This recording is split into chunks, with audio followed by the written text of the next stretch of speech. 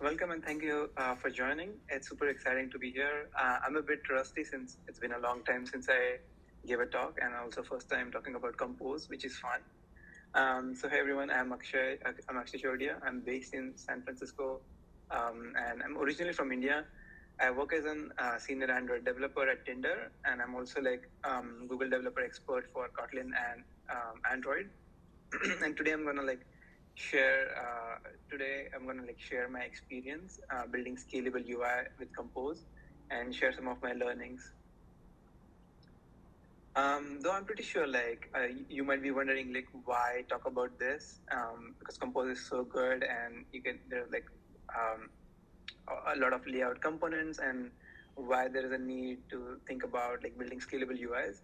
So let's look at one of the recent work which I was doing. So at Tinder, I was building this feature where I needed to build this UI, which you're seeing on the screen, where there's a gradient drawn along the background. So if you look at the bottom, there's a gradient coming from the bottom, and there's also a background image plus text and buttons which are vertically stacked, and has spotlight coming from the top on the icon. And then both the sections needed to be adjusted based upon the height of the screen to scale on all the devices, especially the smaller screens. And the key info of the screen is the text and the button. Hence, I wanted that to be minimum 40%, so that it's always visible, and the upper content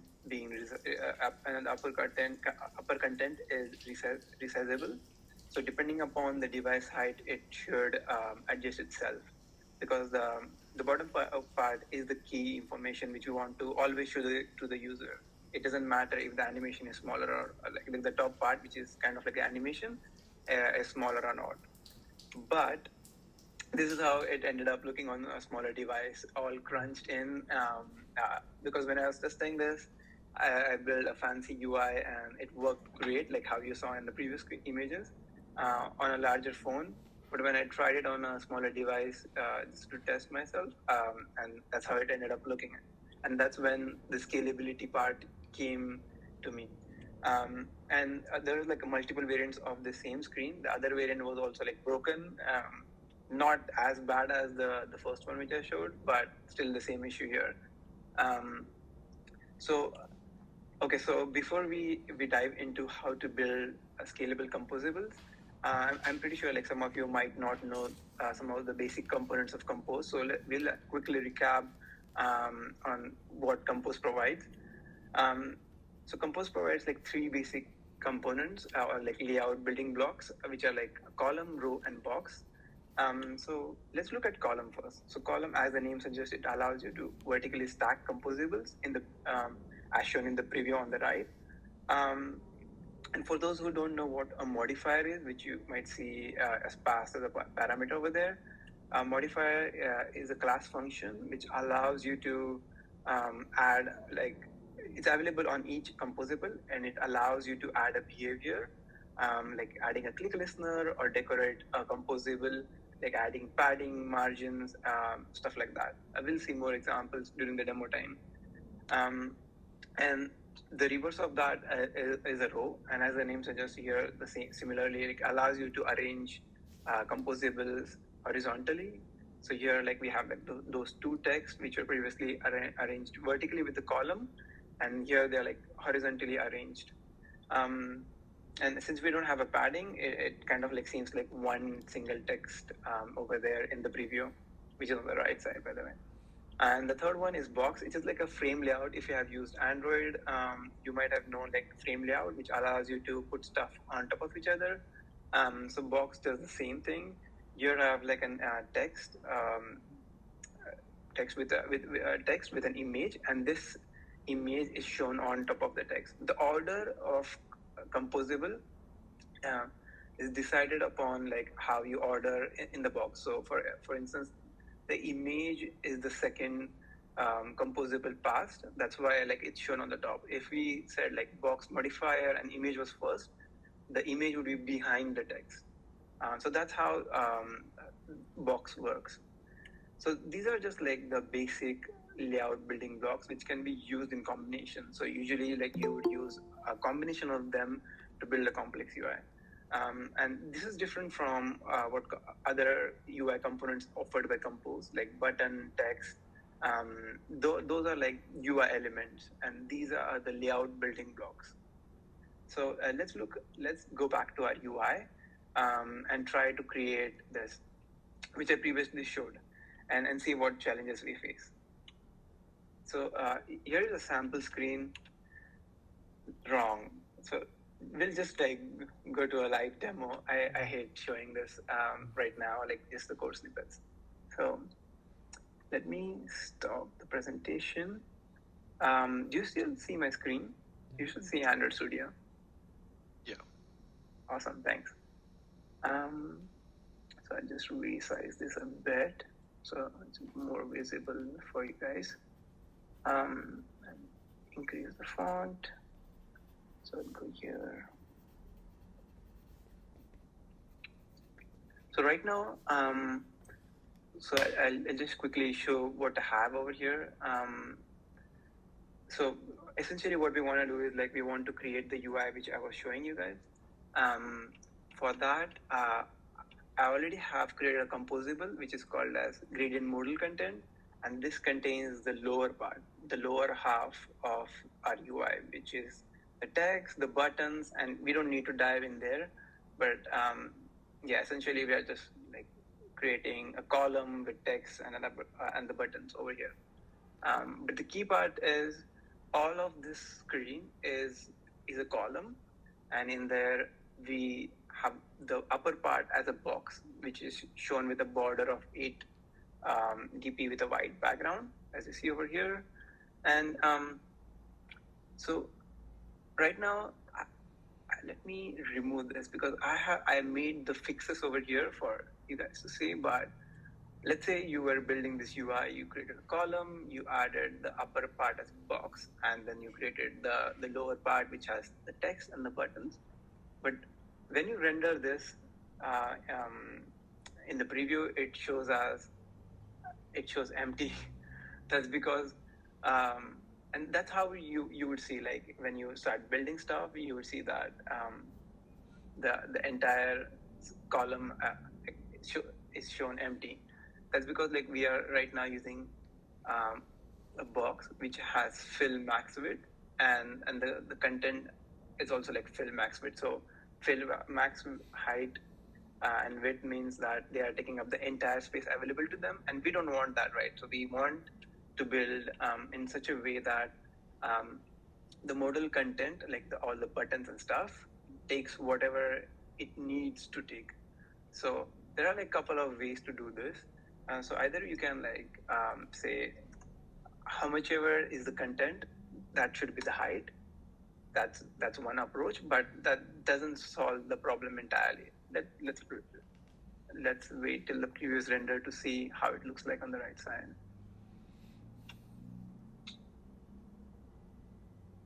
Oops, sorry.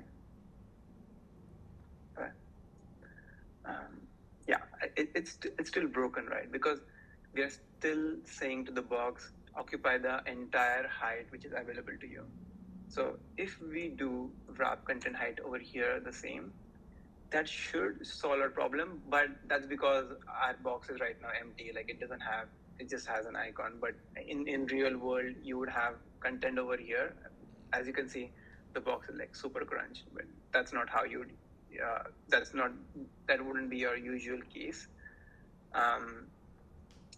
So what we would do instead is we'll let it take the max height.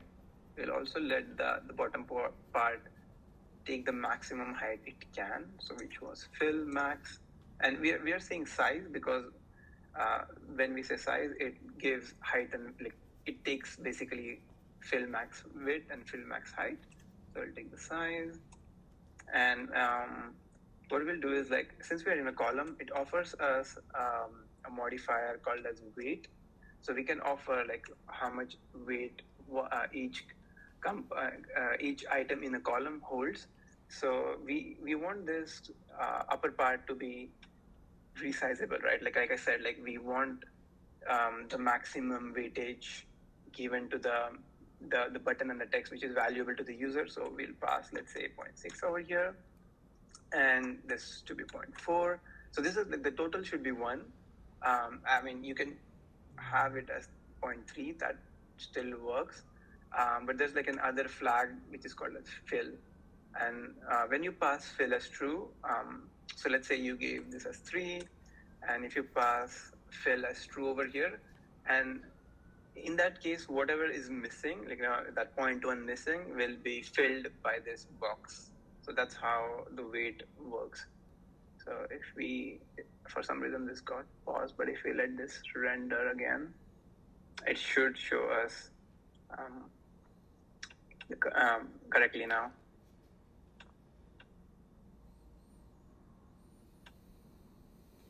And rest of the attributes are here are just for like visual representation. It's like the vertical alignment and the horizontal alignment. But yeah, that's not necessary for like scalable UI. It's just for like how I wanted my UI to look like. So yeah, this is how it looks. And the first preview over here is a preview of a larger device, and the second preview is for a smaller device. So you can see that it's fitting on both the screens, and also you can notice that the bottom part is still taking a higher weight compared to because the worst case you want to do is like if your phone's height is super small, you want this content to be always shown, but it's okay if the upper content is like scaled down. So that's what we are doing right now. If you notice that the upper content has like scaled a little bit smaller on the small device. So that's one approach. So that was weight, and there's also other options. So if let's say you were not using column, you were using box or something else. So what you could do is there is also in the fill max height, you can also pass a fraction. So this is super helpful. So you can say the same thing which you did with weight. So you can say 0.4f over here.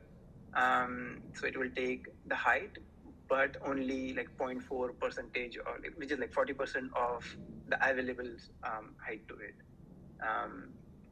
So we'll also do the same, but over here we have size, right? So we want our buttons and text to take the full width. We don't want anything compromised over there, but for the height, we'll do the same. We'll go fraction and we'll take 0.6f. So that should, if we build it again, it should yield the same result to us.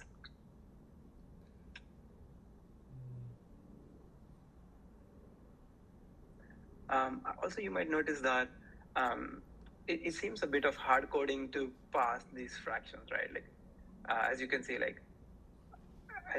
this was a larger device, and the second button is lost because we gave a wrong fraction over here, and in that fraction, our modal content didn't fit, and also on the smaller device.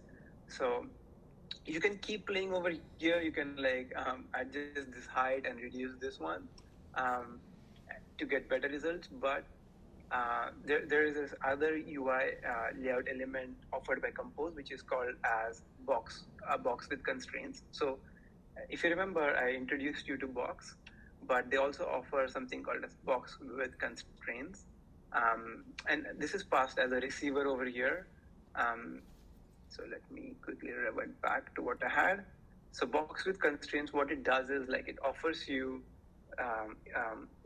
basically it is exactly a box, but it offers you the maximum height and the maximum width that box can take.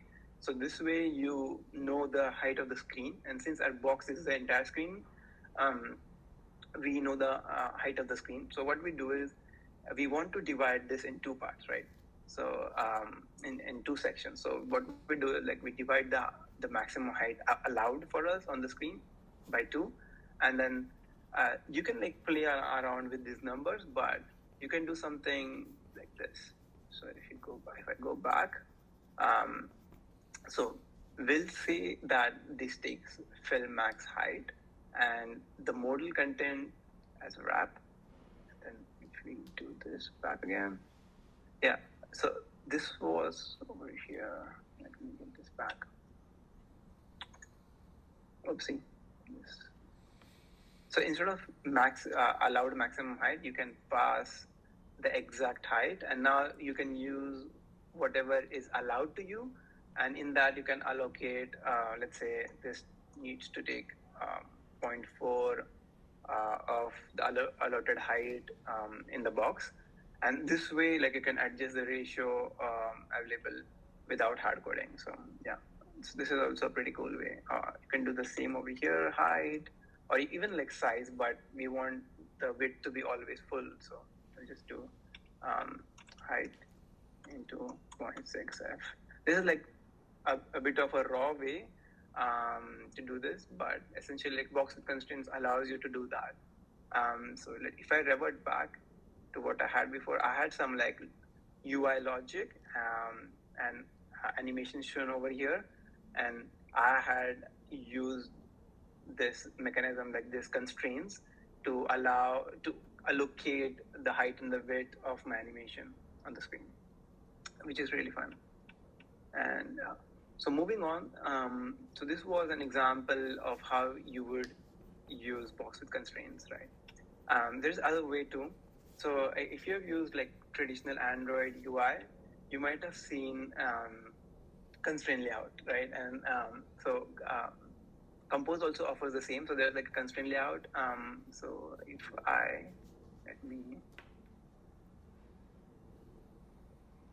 just comment this out. And if I enable, there's like other preview which I want to show you guys. So this is preview 1. Comment it out now since we already saw this. And there's this preview 2 which I enable. Yeah, you don't need to worry like how this is done. This is like a bit of business logic, but I wanted to just show this particular example to you all. So if let it render. But essentially, like what constraint layout allows you to do is allows you to position UI elements based upon each other. So we have this UI where a spotlight is coming from. So if I bring back the slide, if you remember, there's this spotlight coming from the top. We want it to end at the center of this boost icon, right? So, or actually like, even if we don't consider the center of this icon, we want it till this icon is shown, right? So that's when like constraint layout comes into play. There are like multiple ways to do this. Initially, when I started, I used the same mechanism which I showed you, like using box with constraints and getting the height and using the height with some magic numbers and drawing it on the screen. But this is even better, like using constraint layout. So coming back over here, what we can do is it came a little bit back, sorry. So yeah, so this is the upper half. So what we do is like with constraint layout, you can create references. This create refs function is provided by constraint layout. It's not ours. And I created like 2 references. One is the spotlight coming from the top. Let me pull the slides on the right. So this is the spotlight, and this is the icon, right? And I call it as the boost because it's a boost icon. And then what I did was like I essentially, like, you can ignore all this part because this is like the drawing logic, but the constraints are over here. So what I did is I told the box that constrain it on spotlight, and its top needs to be the top of the parent. Let me pull this on the right. Yeah, which means the spotlight needs to start from the top of the parent, which is the box over here, and it should end at the bottom. It should end at the top of the boost. So that's how you can constrain that our spotlight starts from the top of the parent and it ends at the top of the boost icon. And rest of the stuff is like, so the key business logic is over here. Rest is like just making sure that it shows up and starts and as per the parent, which is like left and right is as per the parent. So yeah, we'll go into the layout, but and the width is done. If we come back over here, the width is done the same way using box with constraints. We we get the width of get the height of the whole screen, and we use that as a ratio to draw how much we want to draw. That's how constraint layout is.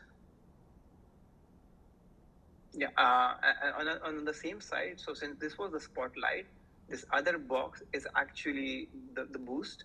So what we do over here is whenever you use the modifier, you use a function called as constraint as, and you pass the reference which you created above, and in there you say, oh, this is my boost box, and over here it has the same constraints. So these are the basic ones. Bottom is at the parent bottom, start at the parent start, and end at the parent end. But the key is the top is linked to the bottom of the spotlight, and that's how you show up. You kind of align UI elements, and this also helps you in building scalable UIs, because now your UI is placed based upon the other UI elements. But what does this do is, if you let me quickly remove this layout, so I'll show you just using the constraint how it looks like, because this is the final on the right side. This is the final super final image, but I want to show you the intermediate stages too. Just checking if there's any error anywhere else, because it's showing some issues. Yeah, it should run that now. But what will happen now is weird. Okay, it's not showing up because it's the animation which you're using. It shows only when we run on a real device. But what happens is we'll jump to the layout in a minute, or actually we can just do it now. Okay, I'll quickly tell you this. So when we use the constraint layout and we want the bottom of the spotlight to be top of the boost, what happens is the spotlight comes till here, it just above the spotlight. It doesn't come till the half. So we want that spotlight to be a little bit stretched till the boost icon, so halfway till it. So we use something called as layout. So this is our third third component which you can use in building a scalable UIs for Compose. So what this gives you is measurable and constraints. So measurable means all the components which you want to measure and place. So what we do is, since right now we are calling layout on this specific just for the spotlight, we are getting it as measurable. So they have Compose provides a function called as measure, which gives you the size and its location, basically the height, width, and the XY coordinates of your composable, which is in our case spotlight. So we pass the constraints to it, and we get where it is placed. So what we do over here is we get the height of the spotlight, and we add the width, because the width is almost the same as this icon, right? So we add the width to the height of the spotlight, and so that's why it is called as height with boost icon. And so there is a inbuilt function called as layout, which allows you to give a new width and height to your composable component, because this way you can override whatever was given initially. If you passed some height and width over here, that will be overridden over here. So we say that take this width, which is what we already had. We are not changing anything over here. But for the height, what we do is we add the height plus the width at the height, and in this is the first phase where we so there are two phases to layout. The first phase is setting the height and the width, which we did over here, and the second phase is setting the position, and that's what we are doing over here. We don't want to change anything with the positioning. Positioning needs to be same. We just wanted to increase the height slightly, so which we did over here. And place relatives is a function which allows you to place. And since we didn't want to make any changes to the placement, we just said like XY. So it's basically doing nothing over here, just placing it as it is. And that's how you use the layout modifier. So there's another way. So if you wanted to like create your own layout, so like I said, like Compose offers you column, row, and box, and you can use layout modifier just to make some tweaks to your particular Compose. But let's say you want to like create your own layout altogether, a brand new one. So you can even do that with something called as layout. So this essentially allows you to exposes you all these values, like it allows you to change height, weight of all its children, and also allows you to provide where you want to place them. So let's say you wanted a layout, you wanted to create your custom layout where there are like two elements, let's say, and the second element is moved a bit upwards and shown on top of the first element. You can even do that. So this is let's go to the usage, so it's like easier to understand. So to use our layout, to build this custom layout, what we do is we created this composable. We'll go over there, and what we did is we created like two boxes, and so we with a border of black, and we want this first box to be shown, and then when the second box is created, we want the second box to overlap on the first box. So let's see if it is rendered over here. Yeah, I think, yeah, it's not correctly rendering, I think. But yeah, we can play with that and see. But if you look over here, so essentially, we are not doing anything fancy over it. We're just creating two boxes with a background of black. And then in our layout, what we do is, we create a layout, and the content, which is the two boxes, we pass it to the layout. And in the measure phase, we are measuring the height and the width, which we are getting in placeables. And whenever we call layout, it is done for each UI element which we want to show in our layout. And what we do is like, whatever is the max width and height, that's fine. We don't want to change anything over here. But while placing, we want to change the placement a little bit. So for example, we place the first one as it is, but like I said, like if you wanted to place the second one a little bit upwards, so what we can do is, so let's say we can pass a different value over here, let's say -10, and that should move the second box a little bit upwards. Did you see that animation? Let me increase the value. On the preview on the right, it should move a little bit upwards, the second box. It's rendering.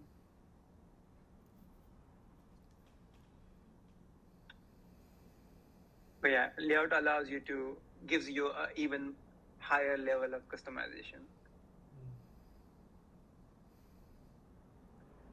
That's the fun part about demo. Yeah. Okay. Here it is. So when you click, as you see over here, the first black border is the first box, and the second one, I mean, we are not scaling it right now over here, but we just are placing. That's why if you go into the layout block, you might see that we are saying that, take whatever height is and take whatever width is available to you. I don't care.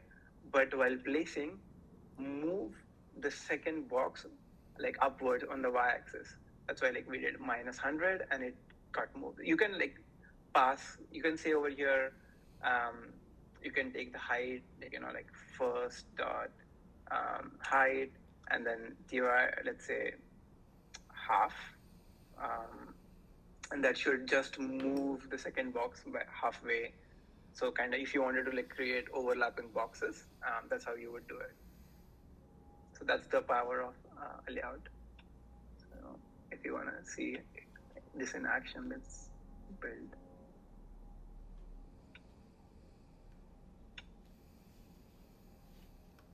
Yeah, and that's how you do it.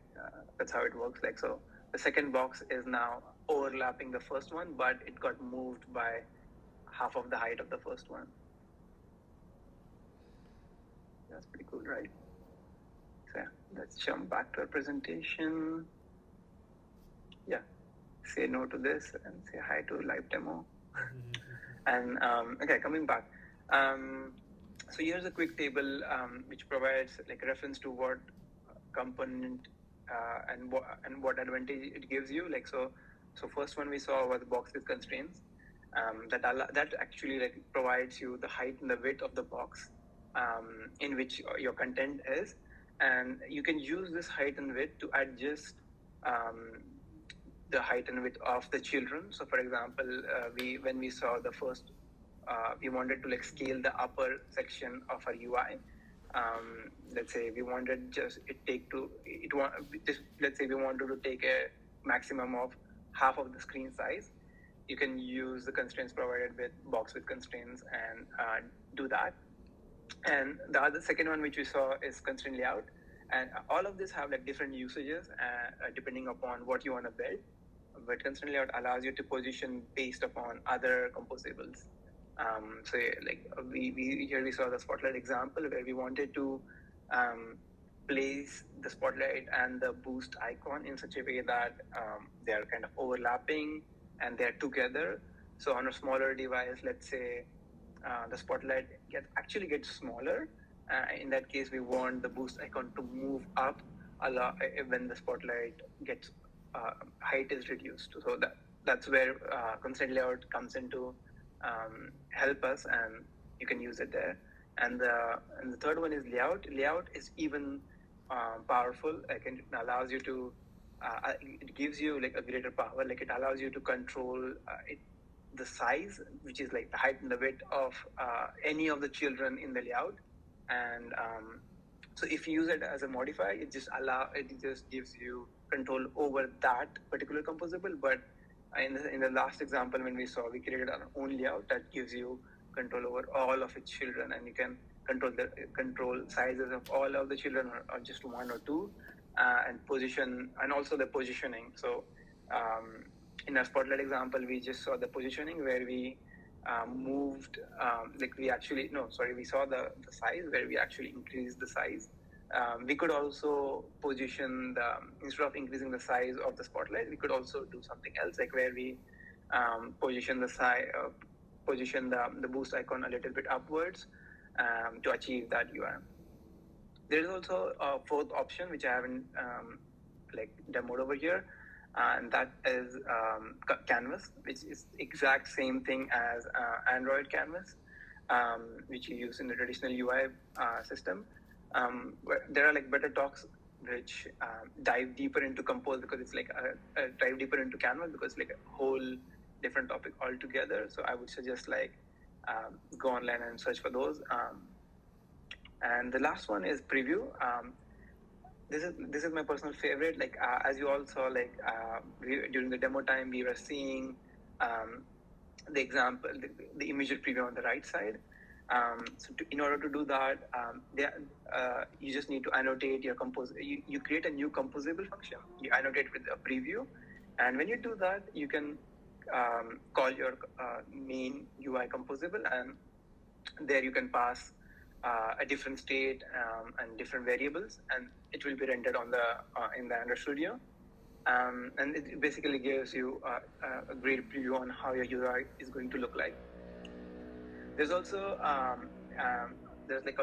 multiple preview options. You can say that you want to preview in Nexus 5.